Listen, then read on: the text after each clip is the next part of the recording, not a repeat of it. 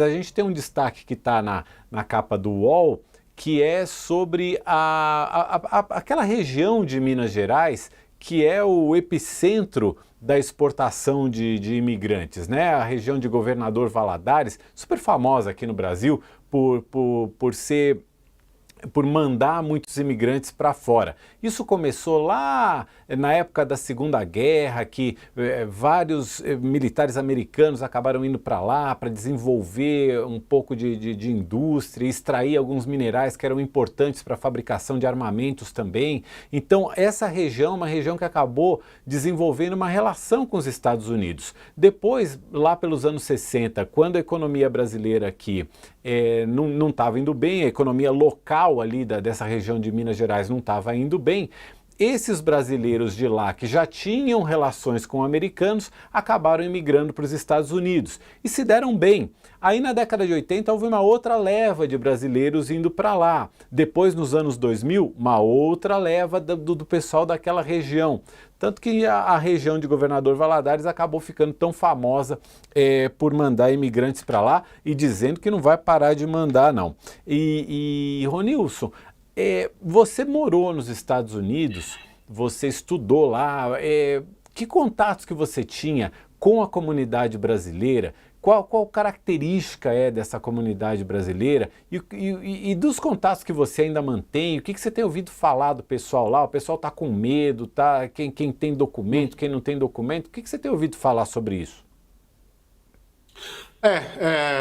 Morei em Nova York, né, que tem uma comunidade brasileira importante, uma comunidade brasileira muito grande, né, Nova York, New Jersey, né, que está ali perto, que tem comunidades muito e que foi uma comunidade, né, fundamental, sobretudo na pandemia, né, em termos de amizade, de rede, de conversa, de fala, de suporte, e sobretudo por causa da universidade, uma comunidade desculpa, uma comunidade extremamente importante. Morei em Oklahoma também, né, que tem uma comunidade brasileira um pouco menor, mas na cidade onde eu morava, que é Norman, uma comunidade brasileira muito significativa, muito dela vinculada à Universidade de Oklahoma, né, muitos professores brasileiros e muitos alunos brasileiros, uma comunidade que também era de um estado, uma cidade bem mais, uma cidade conservadora, né, muito diferente do perfil de Nova York, mas uma comunidade brasileira muito interessante, muito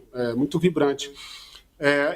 Os relatos, né, você fala dos relatos, do contexto de hoje, é realmente um contexto caótico, né, de muito medo, de muito receio. Inclusive brasileiros, amigos, amigas, que têm situação legal, mas não só, né? É óbvio que a gente conhece muitas histórias e muitas pessoas que estão em condições indocumentadas ou cujo visto, embora seja um visto oficial, legal, não permite fazer determinadas atividades que a pessoa faça. Por exemplo, trabalhar.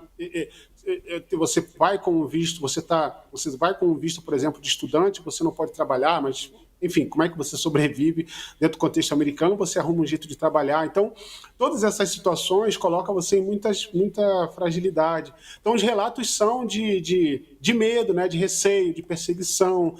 As pessoas que têm visto de trabalho, elas têm receio, por exemplo, delas perderem emprego a qualquer momento, o seu visto não ser renovado, por exemplo, né, uma segurança que ela achava que tinha, que é o visto de trabalho, estou seguro aqui, vinculado a uma instituição.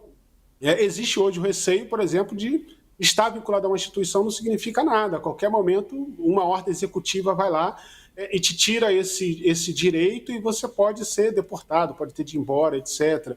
Então, muita comunidade, né, vinculadas a igrejas nos Estados Unidos, igrejas que estão igrejas com muitos brasileiros que hoje estão vazias de brasileiros, porque os brasileiros têm receios, por exemplo, de ir para a igreja, que era um lugar meio inviolável, né? Essa rotina de muitos imigrantes indocumentados, quer dizer, domingo eu estou na igreja, a despeito de não ter documento, a despeito de não estar legal, a igreja ainda era um lugar seguro, né?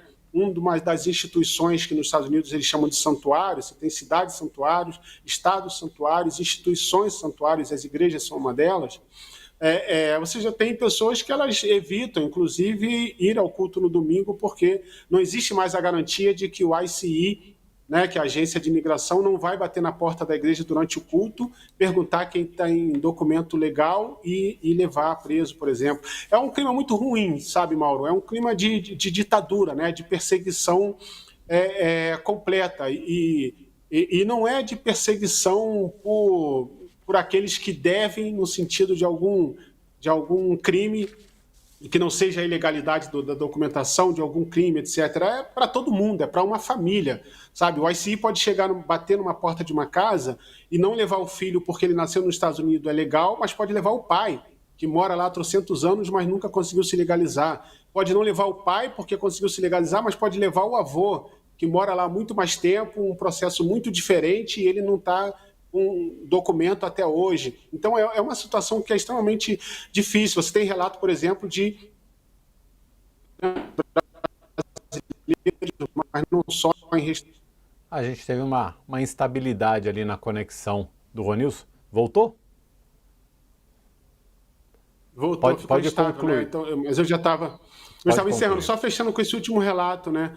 Você tem, por exemplo, restaurantes em que os garçons são imigrantes, indocumentados, brasileiros entre eles, que já passam constrangimento, por exemplo, em determinados locais, de clientes que dizem que não querem ser atendidos por imigrantes, querem ser atendidos por um americano. Né? É uma coisa que a gente sabe que não vai acontecer. O americano não vai querer servir, não vai querer trabalhar em obra, não vai querer ficar colhendo batata, mas você já tem esse tipo de estímulo, né, xenófobo, a partir dessas declarações.